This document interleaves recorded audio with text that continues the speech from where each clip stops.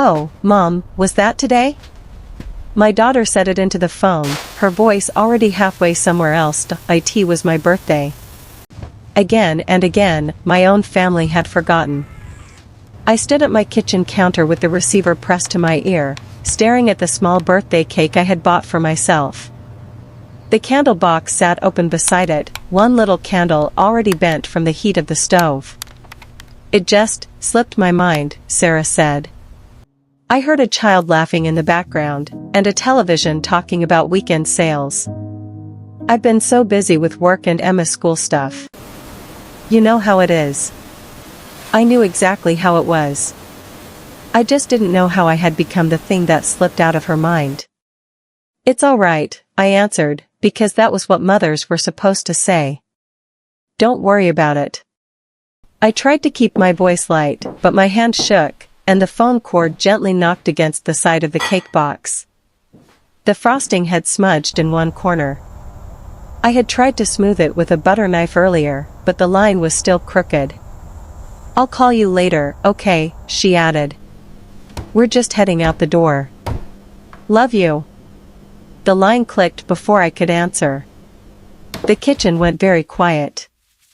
The refrigerator hummed. The clock above the stove ticked louder than usual.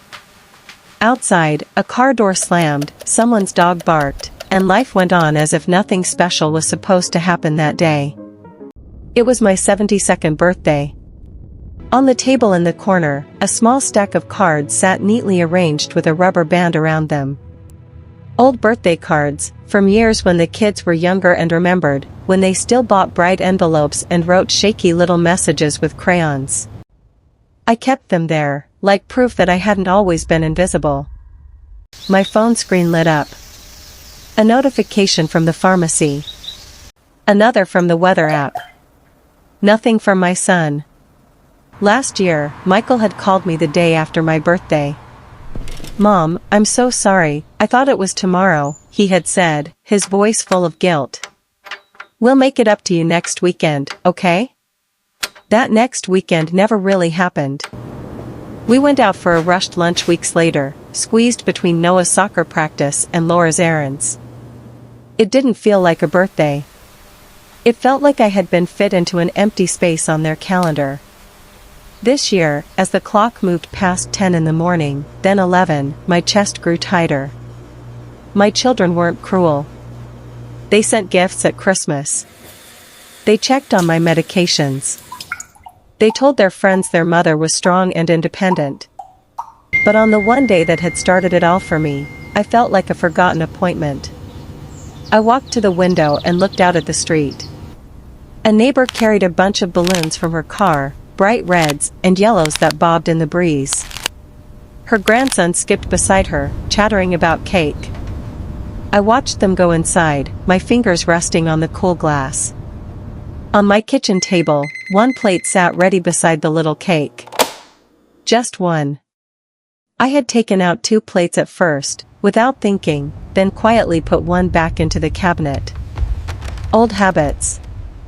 The phone lay face up on the counter, silent. I turned it over so I wouldn't have to see the empty screen. I told myself I was too old to care about birthdays anyway. I told myself it was childish to feel hurt. I told myself many things. None of them stopped my eyes from stinging. I stood there in my quiet kitchen, the smell of store-bought frosting in the air, and realized something that hurt more than the forgotten calls. This wasn't the first year my birthday had been an afterthought. It had become a pattern. At the time, I didn't know that this particular day would become a turning point. I didn't know that the silence of that phone would push me into making one of the clearest decisions of my life. If you've ever felt invisible in your own family, stay with me, you need to hear what happened next. The first thing I did was nothing. I washed the breakfast dishes. I wiped the counter. I straightened the stack of old birthday cards, though no new one had been added yet. My body moved through the usual rhythm while my mind replayed my daughter's words. It just slipped my mind. When the sink was empty, I made myself a cup of tea. I sat at the small kitchen table, hands wrapped around the warm mug, and listened to the house. The ticking clock. The distant sound of a lawn mower. The faint chatter of a radio from a neighbor's open window. I thought about all the birthdays before this one. There were years when the house had been full. Balloons taped to the doorway. A cake baked by my own hands, not for me, but for little faces leaning over the table, candles reflecting in their eyes. In those days, I didn't even notice my own birthday. I was busy making everyone else's special. Now the house was tidy and quiet. No toys under the sofa. No shoes by the door. No one asking what was for dinner. Just me and a cake I hadn't tasted yet. I reached for my phone again, half expecting to see a missed call from Michael. Nothing. A small ache spread through my chest, the familiar one I had learned to swallow during holidays, when plans changed at the last minute and I was told maybe next time, Mom. I took a sip of tea and looked at the calendar on the wall. My birthday was circled in blue ink. I had drawn that circle myself a few weeks earlier, thinking it might make me smile. It did not. That was when a simple, quiet thought arrived. What if I stopped waiting? It wasn't loud. It didn't come with anger. It came like a gentle knock on a door that had been stuck closed for a long time. What if I stopped waiting for them to remember how to celebrate me, and I remembered myself? I pushed the mug aside and reached for the small notepad I kept by the phone. I had used it for grocery lists and reminders to take my pills. That morning, for the first time in a long while, I wrote a different kind of list. Things I love.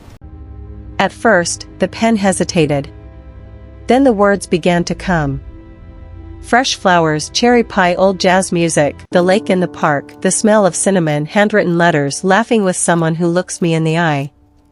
I looked at the list and realized that not one thing on it depended on my children remembering what day it was. For years, I had folded myself around their schedules. Birthdays, holidays, even plain Sundays revolved around when they could fit me in. I told myself that's what mothers did, and maybe, for a time, that was true. But I wasn't just a mother. I was a woman whose life did not begin and end with other people's calendars. I underlined lake in the park. The small park by the lake was just a short bus ride away. They had a little cafe now, since they renovated a few years back. I hadn't been since COVID, when I mostly stayed home and waved at people from my window. Suddenly, the idea of sitting there, by the water, with a slice of cherry pie and a cup of coffee, sounded more like a birthday than staring at my silent phone. I checked my wallet. My pension wasn't large, but I had put aside a little bit each month, always thinking I'd use it for special occasions. Well, this was as special as any occasion was going to get if I kept waiting for someone else to make it so. I took a breath, stood up, and went to get dressed. I thought that once I stepped outside, all the heaviness would disappear. I was wrong. As I pulled on my nicest sweater and brushed my hair, my mind whispered all the old doubts. What if someone saw me sitting alone and felt sorry for me? What if the kids called while I was out and I missed them? What if I was being dramatic, making a big deal out of nothing? I looked at myself in the mirror over the dresser. My hair had more silver than brown now. The lines on my face were deeper than I remembered from last year's birthday photo. But my eyes, they were the same as the girl who once danced barefoot on the beach after graduation, who once stayed up all night sewing a Halloween costume for her son, who once believed that love meant never wanting anything for herself. Happy birthday, I whispered to that woman in the mirror. Today, we're going out. On the bus ride to the park, I sat by the window and watched the town pass by. A young mother pushed a stroller while talking on her phone. A teenager crossed the street with headphones on, oblivious to everything but whatever storm was happening in his music. Two older men sat on a bench outside the hardware store, arguing about baseball. Life moved on, as if nobody had noticed it was my birthday. But for the first time, I wasn't just being carried along. I had chosen where I was going. At the park, the air smelled like damp leaves and hot coffee. The small cafe near the lake had outdoor tables with blue umbrellas. A few families sat scattered around, kids tossing pieces of bread to ducks.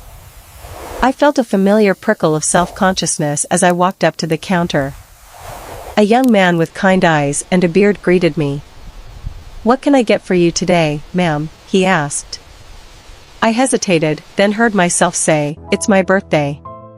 Do you have cherry pie?" His face lit up. "We do, actually. Best in town, if you ask me. Would you like a candle in it?" For a second, my throat closed. No one had offered me a candle in years. "Yes," I said, my voice softer. "I would like that very much." I carried my coffee and my slice of pie to a small table near the edge of the patio. From there, I could see the lake, the tiny ripples catching the light. The young man came out a moment later with my pie, a single candle stuck in the middle, already lit. "Happy birthday," he said, placing it in front of me. "Make a good wish." I smiled up at him. "Thank you."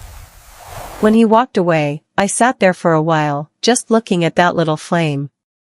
No one around me knew my name. No one there was bound to me by blood or obligation. Yet in that moment, I felt more seen than I had that morning in my own kitchen. I closed my eyes and made a wish, not for my children to suddenly become different people, not for the past to rewrite itself, but for the courage to live whatever was left of my life without constantly begging to be remembered. Then I blew out the candle.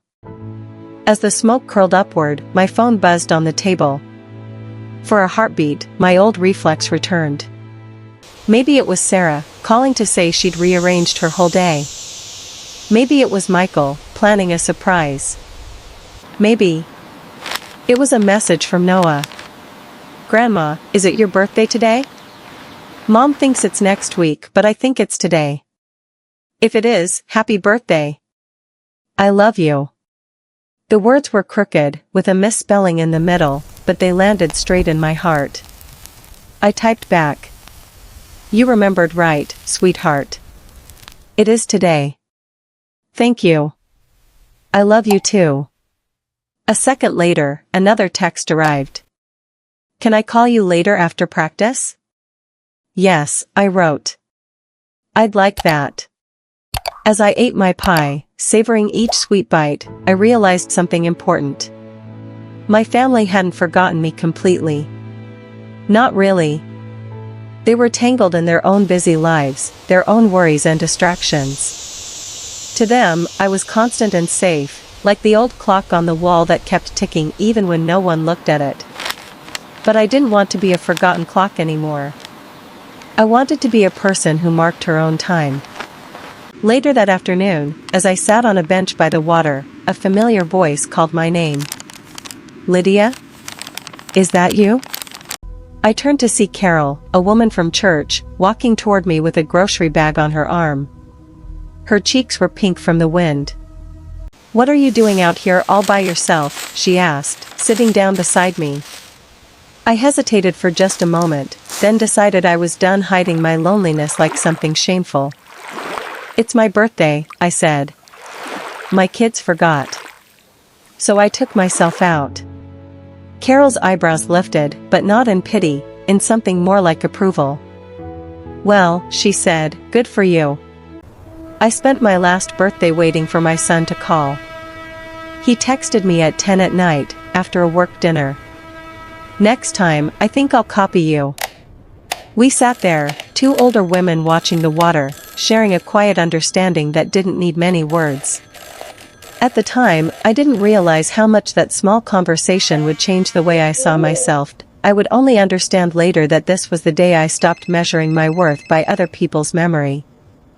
That evening, when I got back home, the house didn't feel as empty as it had that morning. The cake was still on the counter, untouched. I took out 2 plates this time, but for a different reason. One for now, and one for later, maybe for when I would share a slice with Noah over a video call, both of us eating cake on opposite sides of a screen. The phone rang just as I was cutting into the frosting. "Mom?" It was Michael. His voice was rushed, the way it got when he called between meetings. "Oh no, is it today?" Laura just reminded me. "I'm so sorry. I've had the craziest week. We were going to take you to dinner this weekend." I held the plate steady and took a breath. "It is today," I said. "And thank you for calling." "We'll make it up to you," he said quickly. "We'll all come over on Sunday. We'll bring a cake. The kids will." "Michael," I said, gently but firmly. "Sunday sounds nice. I'd like to see you. But you don't have to make it up to me." He paused. "I don't understand. I spent the day at the park," I told him. "I had cherry pie with a candle. A young man wished me happy birthday. I saw an old friend. It was a good day." There was another pause. This one felt different. "You went out by yourself?" he asked, quieter now. "Yes," I said. I decided I didn't want to spend my birthday waiting by the phone. I love you, and I love seeing you all. But I needed to remember that my life is not on hold until you have time. On the other end, I heard him exhale. "I didn't realize you felt that way," he said. I guess I always thought you were fine. You never complain." I looked around my small kitchen. The stacked old cards. The single candle in the cake. The quiet that no longer felt like an enemy. "For a long time, I thought complaining would make me sound ungrateful," I said. "Now I think, telling the truth is not the same as complaining." He was silent for a moment. When he spoke again, his voice had changed. "Mom," he said, "I'm sorry. Not just for today. For the other times, too." I closed my eyes and let the words land. I had waited years to hear something like that, but in the end, they were not what healed me. What healed me was realizing that, even if he had never said them, I would still be all right. "Thank you," I answered. "I forgive you. We're all just trying to do our best, aren't we?" Yes, I can We hear talked you. for a few more It's minutes cutting about out Noah's slightly, soccer game but and it's Laura's fine. new job. When we hung up, I did not feel like a victim who had finally been seen. I felt like a woman who had chosen to step into her own light. Later that night, after my video call with Noah, where he insisted on singing a slightly off-key happy birthday while his mother called out the correct lyrics from the hallway, I made myself another cup of tea and stood by the window. Outside, the streetlights softened the dark. A light rain had started, tapping gently on the glass. In my little backyard, the rosebush I had planted last spring trembled under the drops, its last few blooms hanging on stubbornly. I thought about all the years I had spent pouring my energy into everyone else's celebrations. First my children's birthdays, then their children's, then the milestones of their careers, their houses, their travels. In the middle of all that, my own days had quietly blurred together.